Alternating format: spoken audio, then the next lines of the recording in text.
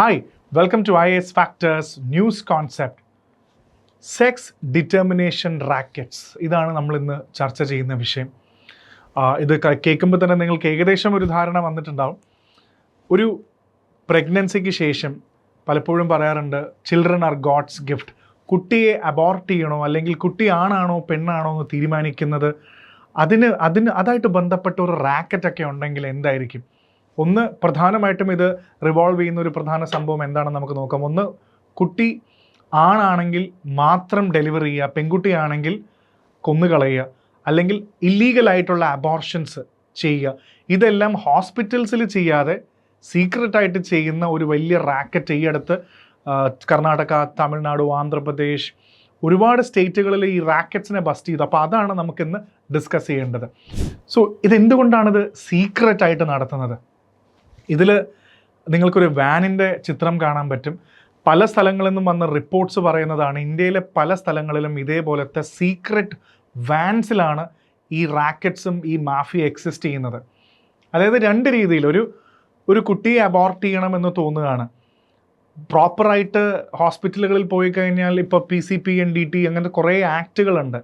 ഈ ആക്റ്റുകൾ നിലനിൽക്കുന്നതുകൊണ്ട് തന്നെ എല്ലായിടത്തും ലീഗലായിട്ട് ഇത് ചെയ്യാൻ പറ്റിയില്ലെങ്കിൽ ഇതേപോലത്തെ സീക്രട്ട് വാനുകളിൽ ചെയ്താൽ മതി. ഇതിനു വേണ്ടി പ്രവർത്തിക്കുന്ന സീക്രട്ട് ഏജൻസ് ഉണ്ട്, ഇതിനു വേണ്ടി ഉള്ള മിഡിൽ മെൻ ഉണ്ട്, ഈ മാഫിയ ഉണ്ട്.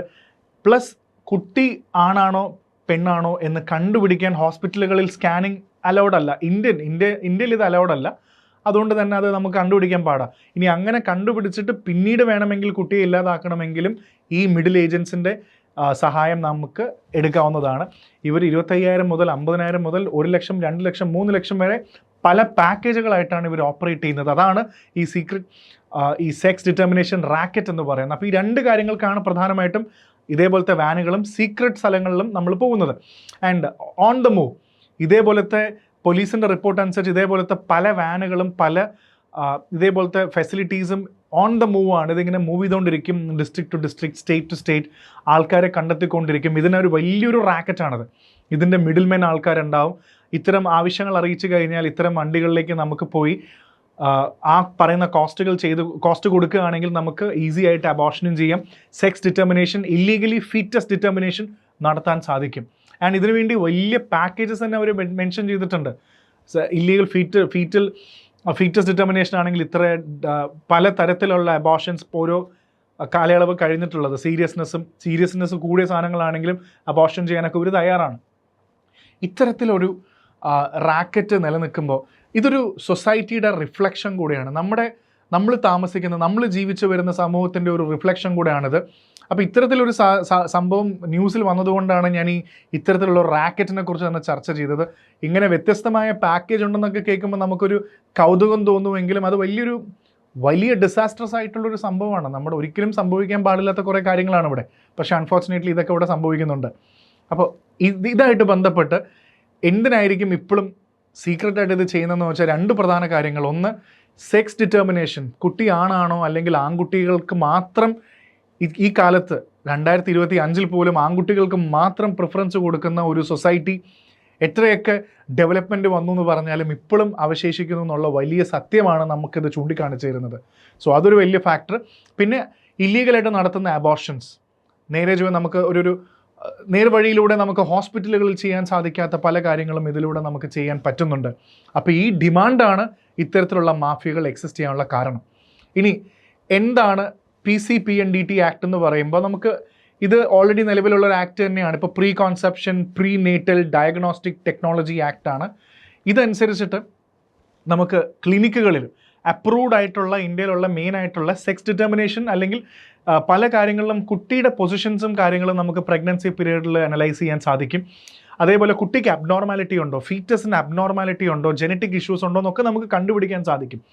അത്തരത്തിലുള്ള ക്ലിനിക്കുകൾ, ഈ കപ്പാസിറ്റി ഉള്ള, ഈ ടെക്നോളജി ഉപയോഗിക്കുന്ന ഇത്തരം ടെക്നോളജീസ് ഉപയോഗിക്കുന്ന എല്ലാ ക്ലിനിക്കുകളും ഇന്ത്യയിൽ രജിസ്റ്റേർഡ് ആയിരിക്കണം.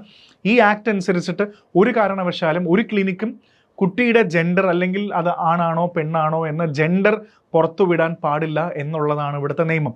അതാണ് PCPNDT ആക്ട് എന്ന് പറയുന്നത്.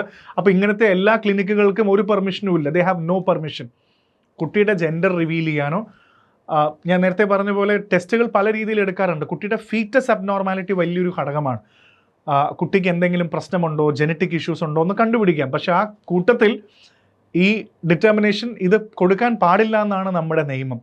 അപ്പോൾ എല്ലാ ഹോസ്പിറ്റലുകളും ക്ലിനിക്കുകളും ഈ നിയമം പാലിക്കുന്നതുകൊണ്ട് തന്നെയാണ് ഇല്ലീഗലായിട്ടുള്ള കാര്യങ്ങൾ രജിസ്റ്റേർഡ് ആയിട്ടുള്ള ക്ലിനിക്കുകൾ ചെയ്യാൻ സാധിക്കില്ല. അപ്പോൾ അതിൽ ഈ PCPNDT എന്ന് പറയുന്ന ആക്ട് വളരെ ഇമ്പോർട്ടൻ്റ് ആയിട്ട് നമുക്ക് ഓർത്തിരിക്കേണ്ട ഒരു സംഭവം കൂടാണ്. അടുത്ത ആക്ട് എന്ന് പറയുന്നത് MTP ആക്ട് ആണ്, medical termination of pregnancy act. 1971 പക്ഷേ 2021 ഇതിനെ പിന്നീട് അമെൻഡ് ചെയ്യപ്പെട്ടു.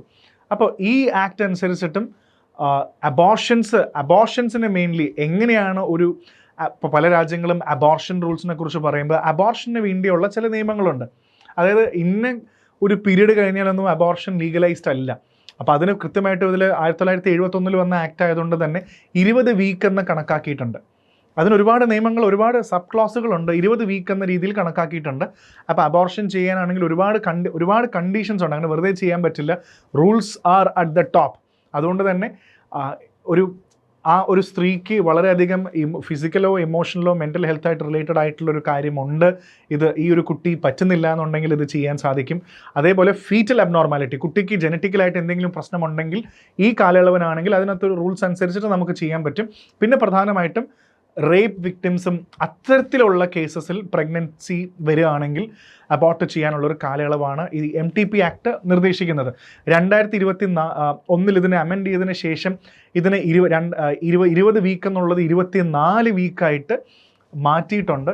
ഇതും സ്പെഷ്യൽ കേസസ് ആണ്. ഡിഫറെൻ്റ്ലി ഏബിൾഡ് ആയിട്ടുള്ള സ്ത്രീകളാണെങ്കിലും റേപ്പ് വിക്ടിംസോ അല്ലെങ്കിൽ ഇൻസെസ്റ്റ് മൈനർസും അങ്ങനത്തെ കുറേ കാറ്റഗറിയിൽ വരുന്ന സ്പെഷ്യൽ കേസസ് വരികയാണെങ്കിൽ വേണമെങ്കിൽ അബോർഷൻ ചെയ്യാൻ സാധിക്കും. പക്ഷേ ഈ ഫേസ് കഴിഞ്ഞിട്ടും റിസ്ക് ആയിട്ടുള്ള രീതിയിലും ആ സ്ത്രീക്ക് റിസ്ക് ആയിട്ടുള്ള രീതിയിലും നമ്മൾ അബോർഷൻസ് നടത്തുന്നുണ്ട്. അതുകൊണ്ടാണ് ഈ റാക്കറ്റ്സിന് ഏറ്റവും കൂടുതൽ അവസരങ്ങൾ കിട്ടുന്നത്. അപ്പോൾ ഇതൊക്കെ ഇന്ത്യയിൽ റൂൾസ് വൈസ് റെഗുലേറ്റ് ചെയ്യപ്പെട്ടിട്ടുണ്ട്.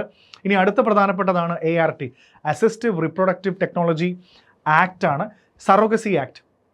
ഇപ്പോൾ IVF പോലത്തെ രീതിയിലെല്ലാം കുട്ടികളെ കൺസീവ് ചെയ്യാൻ ശ്രമിക്കുന്ന പേരൻസ് ഉണ്ടെങ്കിലും, അതേപോലെ സറോഗസി നോക്കുന്ന മറ്റൊരാളുടെ സഹായം കൊണ്ട് കുട്ടിയെ ഡെലിവറി ചെയ്യാൻ, സറോഗസിയൊക്കെ വളരെ പോപ്പുലറാണ് ഈ കാലഘട്ടത്തിൽ. അങ്ങനെ ചെയ്യുന്ന സമയത്ത് ഇവിടെ ഈ ART, അസിസ്റ്റീവ് റിപ്രൊഡക്റ്റീവ് ടെക്നോളജി ഉപയോഗിക്കുമ്പോഴും എംബ്രയോസ്, അതായത് ഈ ക്ലിനിക്കുകൾക്കോ ഇതിനോ എംബ്രയോസിനെ ഡിറ്റർമൈൻ ചെയ്യാനോ അല്ലെങ്കിൽ ഇതിൻ്റെ എംബ്രയോ ഫൈൻഡ് ചെയ്തിട്ട് ഇംപ്ലാന്റ് ചെയ്യുന്നതിന് മുന്നേ ഇതാണാണെന്നോ പെണ്ണാണെന്നോ കണ്ടുപിടിക്കാൻ പാടില്ല.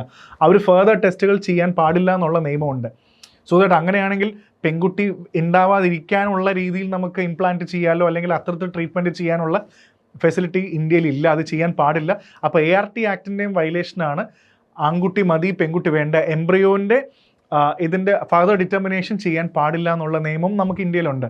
പക്ഷേ ഇത്രയും നിയമങ്ങൾ ഉണ്ടായിട്ടും നമ്മൾ ഇന്ത്യയുടെ സെക്സ് റേഷ്യോ നോക്കുകയാണെങ്കിലും നേരത്തെ ഞാൻ പറഞ്ഞ സൊസൈറ്റിയുടെ റിഫ്ലക്ഷൻ കാണാൻ സാധിക്കും. ഇപ്പോൾ സെക്സ് റേഷ്യോ അറ്റ് ബർത്ത് എന്ന് പറയുമ്പോൾ number of female births per 1000 male. ഡൽഹിയിലൊക്കെ നോക്കുകയാണെങ്കിൽ പല വർഷങ്ങളിൽ 900, 933 റേഞ്ചിൽ നിൽക്കുന്നുണ്ട്. ജാർഖണ്ഡിൽ നോക്കിക്കഴിഞ്ഞാൽ 800, വളരെ താഴെയാണ് സ്ത്രീകൾ, പെൺകുട്ടികളെ മതി എന്ന് പറയുന്നൊരു സംഭവം. അരുണാചൽ പ്രദേശിൽ കുറച്ച് കൂടുതലുണ്ട്, 1085 മുകളിലുണ്ട്. അപ്പോൾ പല സ്റ്റേറ്റ്സിലും നമ്മൾ പറയാറുണ്ട് സെക്സ് റേഷ്യോ ഇസ് സ്ക്യൂഡ് എന്നൊക്കെ പല ടേംസ് ഉപയോഗിക്കാറുണ്ട്. എന്തായാലും ഈ സീക്രട്ട് വാൻ എന്ന് പറയുന്ന ഈ മാഫിയ പ്രവർത്തിക്കുന്നതിൻ്റെ മേജർ കാര്യം ഇപ്പോൾ യുണൈറ്റഡ് നേഷൻസ് പോലും കൺസേൺസ് അറിയിച്ചിട്ടുള്ളൊരു കാര്യമുണ്ട്. എന്തായാലും ഇത്തരം മാഫിയസ് എക്സിസ്റ്റ് ചെയ്യുമ്പോൾ പ്രധാന പ്രശ്നം സ്ത്രീകളുടെ ഹെൽത്തും വളരെ ഇമ്പോർട്ടൻ്റ് ആണ്. ഇങ്ങനെ ഈ സീക്രട്ട് വാനിലും സീക്രട്ട് സേഫ് ഹൗസിലും പോയി ഇതേപോലെ ഇല്ലീഗൽ അബോർഷനും സെക്സ് ഡിറ്റർമിനേഷനൊക്കെ നടത്തുമ്പോൾ ഉള്ള ചെറിയൊരു പ്രശ്നം, ഇതിന് ശേഷം വരുന്ന, പ്രത്യേകിച്ച് ഈ അബോർഷൻ പോലത്തെ സംഭവങ്ങൾ ചെയ്യുമ്പോൾ ഇതിന് ശേഷം ഉപയോഗിക്കുന്ന ബ്ലീഡിങ് ആണെങ്കിലും അല്ലെങ്കിൽ ഇവരുപയോഗിക്കുന്ന ടെക്നിക്സ് ആണെങ്കിലും പ്രൊഫഷണൽസ് ഒന്നും അല്ല ഇത് ചെയ്യുന്നത്. ആരൊക്കെയോ എന്തൊക്കെയോ ചെയ്തു കൊടുക്കുന്നു, അത് ചെയ്യാൻ വേണ്ടി ചെയ്യുന്നതേ ഉള്ളൂ. അപ്പോൾ ഇത്തരം സംഭവങ്ങൾ വരുമ്പോൾ സ്ത്രീകളുടെ ഹെൽത്തും വളരെയധികം കൺസേൺഡ് ആണെന്നുള്ള ഒരു ഫാക്ടറും കൂടെ നമുക്കിവിടെ മനസ്സിലാക്കേണ്ടതുണ്ട്. സോ എഗെയിൻ ഒരു ലാർജർ ക്വസ്റ്റ്യൻ, ഇപ്പോഴും സ്ത്രീകൾ പെൺകുട്ടികൾ വേണ്ടാന്ന് പറയുന്ന ആ ഒരു ഫാക്ടർ ഒരുപാട് അവയർനെസ്സിലൂടെ, ഇപ്പോൾ ഗവൺമെൻറ് ബേട്ടി ബച്ചാവോ ബേട്ടി പഠാവോ എന്നൊക്കെ പറയുന്ന ഒരുപാട് സ്ത്രീകൾക്ക് കുട്ടികൾക്ക് വേണ്ടിയുള്ള പ്രൊജക്റ്റുകളൊക്കെ കൊണ്ടുവന്നിട്ടുണ്ടെങ്കിൽ പോലും സമൂഹത്തിൽ ഇന്നും പെൺകുട്ടികൾ വേണ്ട, പെൺകുട്ടികൾ ഒരു ബേർഡനാണ്, ആൺകുട്ടികൾ മാത്രമാണ് ഫാമിലിയുടെ നെയിം മുന്നോട്ട് കൊണ്ടുപോകുന്ന, പേര് മുന്നോട്ട് കൊണ്ടുപോകുന്ന, തലമുറ നിലനിർത്തുക എന്നൊക്കെ പറയുന്ന ഒരു പാട്രിയാർക്കൽ മൈൻഡ് സെറ്റൊക്കെ മാറേണ്ട കാലഘട്ടം കഴിഞ്ഞു. സോ ഇനി വരും കാലഘട്ടത്തിൽ നമുക്ക് നോക്കാം എന്തായിരിക്കും. സോ എന്തായാലും ഈ mafia is very active. So ഇതായിട്ട് ബന്ധപ്പെട്ട മുഴുവൻ ഡീറ്റെയിൽസും ഈ ടോപ്പിക്കിലൂടെ എക്സ്പ്ലെയിൻ ചെയ്യാൻ സാധിച്ചു എന്ന് വിചാരിക്കുന്നു. സോ അടുത്തൊരു ടോപ്പിക്കുമായി അടുത്ത ന്യൂസ് കോൺസെപ്റ്റ്സിൽ കാണാം. This is Arjun R Shankar for IAS Factor.